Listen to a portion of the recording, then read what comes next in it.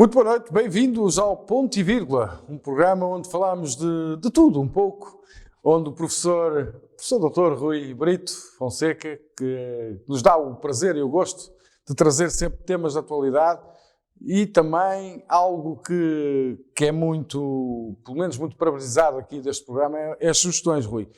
Obrigado, Rui, por estar aqui outra vez, bem-vindo. Nada, eu é que agradeço. É sempre um prazer poder comunicar convosco e comunicar com o auditório do Novo Canal, transmitir aquilo que eu penso sobre a realidade e também trazer algumas sugestões para tornar as nossas semanas mais agradáveis e que nos ajudem a tirar da cabeça um pouco esta pandemia, que também precisamos de, por vezes, arejar um bocadinho a cabeça para não estarmos sempre a toda a hora a pensar nesta pandemia que nos preocupa e tem que nos preocupar e irá ainda preocupar-nos durante algum tempo. Um dos efeitos desta pandemia que eu irei falar é, de facto, a questão do emprego e relativamente ao emprego, as notícias não são animadoras. E quando falamos de emprego, falamos de economia, falamos daquilo que é essencial para o dia-a-dia de cada um de nós, dos rendimentos das famílias. E segundo nos diz o Eurostat, o seu relatório do segundo trimestre de 2020, o nosso país surge como o país da União Europeia com maior quebra no emprego, que isto é muito preocupante. Só a Bulgária, a Estónia e a nossa vizinha Espanha estão piores que nós relativamente a estas quebras neste período. Para além disso, esta quebra torna-se ainda mais preocupante quando nos referimos que boa parte dela é emprego jovem. Nos jovens com idades entre os 15 e os 24 anos, somos o quinto Estado da União Europeia onde o emprego caiu mais. Estes dados revelam aquilo que nós já vamos sentindo e vamos sabendo, mas também revelam aquilo que continuam a ser os problemas estruturais relacionados com a nossa economia, com a tipologia de empresas portuguesas e com os níveis de qualificação dos portugueses. Naturalmente, sabemos também que este desemprego é, em boa parte, também motivado pelo desenvolvimento da pandemia e pelos efeitos da mesma na economia, no turismo, na restauração, e que, se não tivéssemos esta pandemia, provavelmente, ou quase certamente, os dados do desemprego não seriam estes.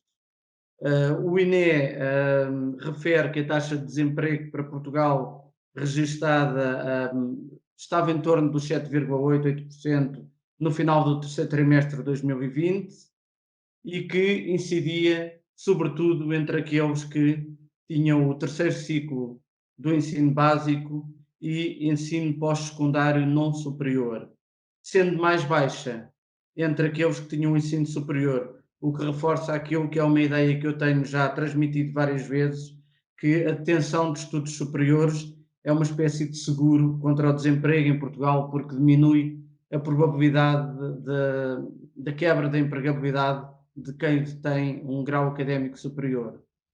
Naturalmente, todos sabemos que uma coisa é o desemprego registado, outra coisa é o desemprego real, ou seja, o desemprego real é sempre bastante superior, pois inclui pessoas que, por diversas razões, nunca entraram no mercado de emprego, pessoas que já não têm emprego há vários anos, pessoas que não estão registadas no IFP por as mais diversas razões, ou seja, este é um problema crescente e que é sempre muito maior do que aquele que é oficialmente anunciado e muito mais profundo, com impactos muito mais profundos ao nível da vida social das nossas cidades, das nossas vilas.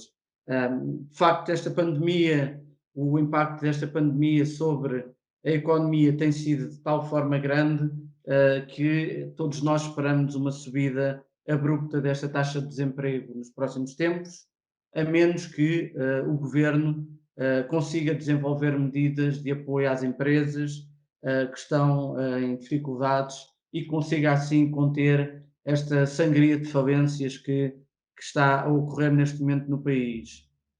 É necessário, para tal, ter presente que estas crises são motivadas por diferentes fatores.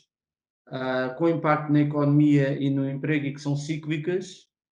Note-se que desde o fim do Estado Novo, portanto, desde o início do Estado de Direito Democrático, Portugal já teve várias crises económicas e sociais e todas elas foram, em diferentes medidas, devastadoras naquilo que concerne ao emprego e foram modificando o padrão económico do país também. Um, os mais velhos ainda se recordarão das crises económicas de 1975, 1974, 1993, 2003, 2009, 2011, 2013, com a crise da dívida pública.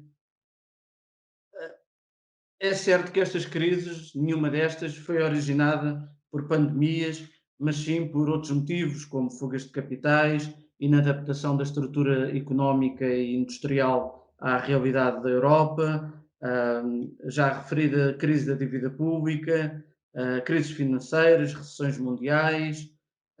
Contudo, existem registros históricos económicos que também nos permitem ir mais atrás e perceber que também já existiram crises motivadas por pandemias em Portugal e a última das quais foi originada pela pneumónica no primeiro quartel do século XX, por volta de 1918, 1920. É um período histórico e económico muito diferente daquele que estamos a viver atualmente, ou seja, separam-nos cerca de 100 anos, mas a magnitude da crise foi bastante grande. Foi um período também em que a Europa tinha saído da Primeira Guerra Mundial e por isso estava economicamente, industrialmente e socialmente devastada, estava a recompor-se da Primeira Guerra Mundial. Ainda assim, a informação disponível aponta para uma contração do PIB nessa época entre os 27% e os 29%, para termos uma noção da magnitude do que aconteceu. Ou seja, um terço da economia foi destruída nessa altura. Nós ainda não chegámos lá, esperemos não chegar, mas para termos uma ideia do que uma pandemia pode fazer a um país, ou neste caso até à Europa no seu conjunto. O objetivo de alertar para estes números não é de modo algum assustar as pessoas, nem gerar pânico nas pessoas, pelo contrário, é convocar as pessoas para a reflexão, partindo de exemplos históricos, objetivos, estudados, referentes a uma crise económica também com origem numa pandemia, alertando-as que não vamos sair desta pandemia sem que existam impactos fortes na economia, no emprego, na indústria. Felizmente, hoje, o país que temos é um país diferente do que tínhamos em inícios do século XX, tem outros instrumentos económicos, está integrado na União Europeia também, à qual pode-se também socorrer, como vai acontecer com a chamada bazuca, para tentar minimizar os efeitos desta crise. A nossa estrutura económica é também em si já muito diferente daquilo que era no início do século XX, em que estávamos a falar de uma sociedade essencialmente rural, praticamente sem indústria, essencialmente pequenos artesãos e pequenos produtores agrícolas. O que é um facto é que a pandemia continua a restringir o desenvolvimento da nossa economia e, tão ou mais importante que isso, a ceifar vidas. Tudo indica, os principais indicadores apontam no sentido, no quarto trimestre, neste último trimestre do ano, a situação irá agudizar-se, a situação económica do país, o nível de vida das famílias irá deteriorar-se e cerca de menos 2,5% em relação ao trimestre anterior. Pode parecer pouco, menos 2,5%, mas estamos a falar de algo com impacto na vida das pessoas. No que respeita ao PIB, as projeções apontam para uma quebra de 7,3%, ou seja, muito superior à quebra de 5,8% registada no terceiro trimestre. Para além disso, estima o ISEG, o Instituto Superior de Economia e Gestão, que a recessão no ano 2020 atinge aos 8,5% do PIB, estando em linha com aquilo também que o governo português prevê. É claro que estes números são bastante preocupantes, podem agudizar-se em função da profundidade e do alargamento dos períodos de confinamento, assim como da dimensão da adesão das pessoas ao teletrabalho. Naturalmente, setores como a restauração, o comércio, serão subejamente afetados, indo observar-se, como sabemos e já estamos a sentir, um retrocesso na sua atividade. A Aresp, Associação do Setor da Restauração, estima que no terceiro trimestre Portugal terá perdido 49 mil empregos neste setor, só neste setor, e que 41% das empresas do setor estão a ponderar a insolvência, o que é dramático. Se contarmos ainda por cima que boa parte deste setor são empresas familiares, significa que são famílias inteiras que irão para o desemprego e que ficarão sem rendimentos. Um outro fator que temos que ter em conta nesta análise é o contexto externo, ou seja, neste momento Portugal tem uma economia muito aberta e muito dependente do exterior, e sabendo nós que a zona euro está a viver o mesmo problema que nós estamos a viver, o problema da depressão económica, da pandemia, do desemprego, naturalmente que aqueles que são os principais consumidores dos nossos produtos no exterior também não vão fazer encomendas, o que vai fazer com que as nossas exportações diminuam e irá, por essa via, também diminuir as vendas e, por essa via, também gerar desemprego, dado que as empresas não vão conseguir faturar o que faturavam anteriormente. Como tal, todos nós estamos num processo de mudança, um processo de adaptação a esta realidade pandémica, que ainda está para durar alguns meses, que está a gerar vítimas em diferentes frentes, seja nos hospitais que se veem incapazes de dar resposta à demanda de pacientes cotidiana, nas empresas que não têm mercado para poder escoar os seus produtos e vêm-se obrigadas a despedir os seus trabalhadores ou mesmo cessar a produção e entrar em insolvência. Aqueles que são vítimas do desemprego também são outras vítimas da pandemia. Os profissionais de saúde que se encontram exaustos e desesperados perante esta situação e perante a falta de meios para resolver esta crise sanitária. Ou seja, neste momento estamos numa situação em que o conjunto da sociedade vive numa ansiedade permanente e receio de ficar com o Covid-19. Aqueles que ainda não tiveram Covid-19 têm medo, têm receio, porque todos os dias vemos nas televisões e nos meios de comunicação social o estado em que os nossos hospitais estão e nenhum de nós quer passar por um meio hospitalar e por isso isto está a gerar grandes tensões entre as pessoas e gerar também alguns conflitos sociais.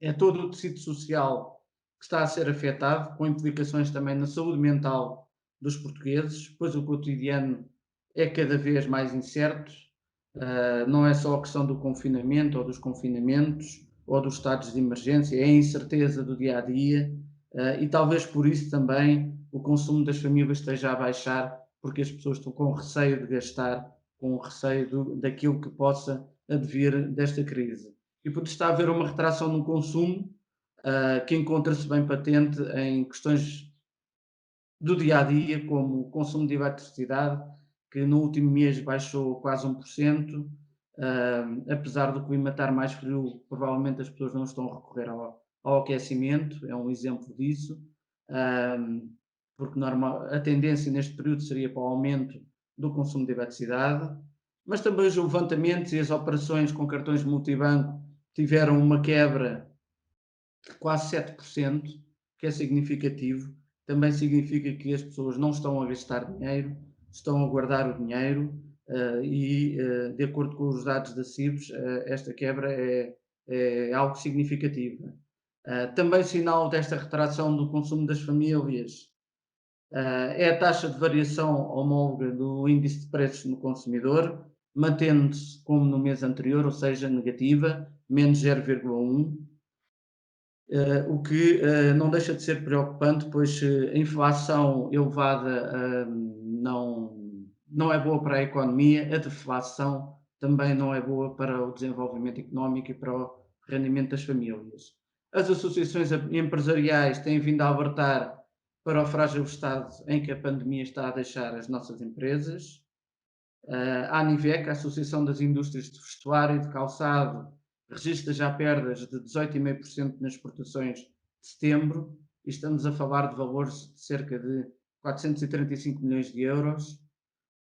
Estes números tornam-se ainda mais preocupantes quando pensamos que este setor alimenta mais de metade das exportações têxteis nacionais, com forte impacto na economia do norte do país, sobretudo. Do mesmo modo, a APICAPS, Associação da Indústria do Calçado, apresenta também perdas de 17% nas exportações. A Associação APIMA, a Associação do Mobiliário, também registra perdas muito significativas, e aqui existe uma grande presença de indústrias do Val do Sousa e está a prever para estes meses quebras nas exportações algo elevadas. Em suma, do que estamos a falar é de uma grande crise económica e de emprego, que são gerados por esta pandemia, mas nem sempre bem geridos por este governo. Desenganem-se aqueles que consideram que esta crise é algo para ficar resolvido num ano ou dois. Eu penso que esta crise está longe de iniciar a sua recuperação. Ainda estamos longe do período mais difícil da crise. O comportamento da economia portuguesa está a provar isso mesmo. O que vai nascer desta crise, naturalmente, será uma nova economia, com novas regras, com novos hábitos laborais, com novos contextos de trabalho, que já estamos a assistir, mais desmaterializados, mais flexíveis e mais fluidos também nos modos de relação laboral. Vai ser uma economia bastante diferente, com alguns resquícios ainda da economia atual, mas com uma presença de novas características muito marcadas com o ADN que irá nascer desta crise pandémica. Para terminar o tema, dizer que vivemos tempos de adversidade e de incerteza, mas que não nos devemos também deixar desmotivar ou desmobilizar, porque também são tempos de oportunidade e de mudança. Passando desde já às sugestões. É verdade, há não espaço de sugestões. Trazes 2 livros e um CD, não é? Exatamente. Para as sugestões desta semana, desta feita, trago então 2 livros e um CD, que espero ajudem a tornar estes tempos de pandemia mais luminosos e com mais alguma esperança para cada um de nós. E para começar, tal como no programa anterior, queria sugerir alguma poesia. A poesia tem sempre esta capacidade de transportar-nos para outras dimensões e fazer-nos refletir sobre o nosso cotidiano e sobre a condição humana. E assim trago Vinícius de Moraes com a obra Todo o Amor, editado pela Companhia das Letras. É uma obra que reúne cartas, crónicas, poemas e letras de canções de um dos grandes poetas da língua portuguesa. Este poeta, cantor, diplomata, homem de paixões, que nos falou do amor como ninguém, com grande intensidade, transmitindo nos seus poemas alegria, tristeza, ciúme, devoção, arrebatamento, arrependimento, perdão, traição, ou seja, tudo aquilo que preenche uma boa história de amor. E como referia o poeta no soneto da fidelidade sobre o amor, eu possa-me dizer do amor que tive que não seja imortal, posto que é chama, mas que seja infinito enquanto dure.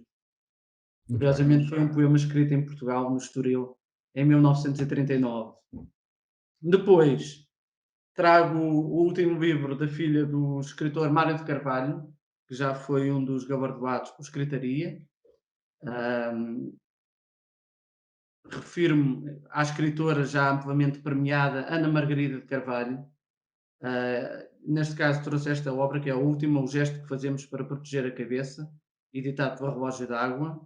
Como já disse, esta jornalista e escritora, que é também licenciada em Direito pela Universidade de Lisboa, dispensa apresentações, tendo já assinado múltiplas reportagens premiadas, crónicas, ensaios, crítica cinematográfica e literária. É também guionista de cinema e autora de uma peça de teatro, bem como de uma obra de literatura infantil. É uma obra que nos fala do encontro de dois homens, um que vem vergado pelo peso da vingança e outro com o peso da sobrevivência no Alentejo, junto à fronteira com Espanha, no tempo da Guerra Civil Espanhola. É uma intrincada história que nos retrata os seres humanos nos seus atos e sentimentos mais benévolos, mas também nos sentimentos mais vis. É uma obra densa, muito bem escrita e que nos confronta com a condição humana, uma obra para ver calmamente e com muita atenção, dado que a Ana Margarida de Carvalho herdou do pai a capacidade para a boa escrita e para a boa utilização do português. Por fim, não trago um outro livro, como já referi, trago um CD. É um CD acabado de editar, intitulado Canto da Saudade, in Portuguese and Brazilian Classical Composers, na voz de Pedro Miguel Nunes, acompanhado ao piano por Daniel Santos. O Pedro Miguel Nunes, para além de ser um exímio cantor barítono, é também um amigo e colega docente do Liceu em Odivelas e dedica esta obra à sua professora de canto, a inigualável soprano portuguesa Elsa Sá. Os diferentes temas de origem portuguesa e brasileira que nos traz transporta-nos para um ambiente de melancolia, onde impera esse sentimento tão nacional que é a saudade, através de peças de autores como Alberto Costa, Carlos Gomes, Francisco de Lacerda, Jaime Alval, Luís de Freitas Branco, António Fragoso, Valdemar Henrique, Heitor Villa-Lobos. Podendo ser adquirido junto da associação Vox Angeles, associação@voxangeles.com, em venda direta, pela qualidade da interpretação, mas também pelo cuidado e pelo bom gosto colocado em toda a edição. Trata-se de uma obra com muito interesse para escutar calmamente nestes dias tensos em que vivemos e, quem sabe, para oferecer a alguém nesta quadra natalícia que se aproxima. E por esta semana, estas são as sugestões que vos deixo. Até para a semana. Rui, e pode-se oferecer via entrega CTT ou via online, portanto é uma boa prenda, além do conteúdo, com toda a segurança, não é? Exatamente, para evitar os contágios.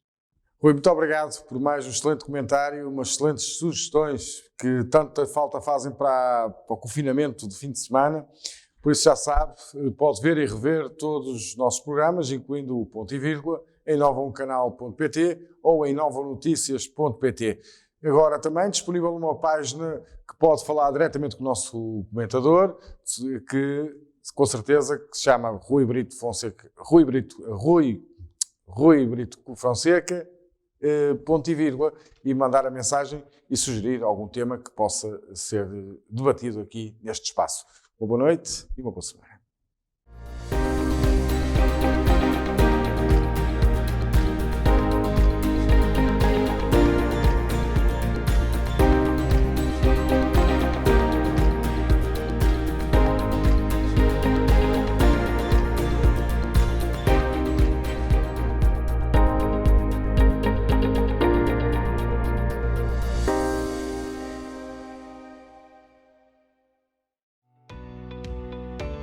Novum Canal.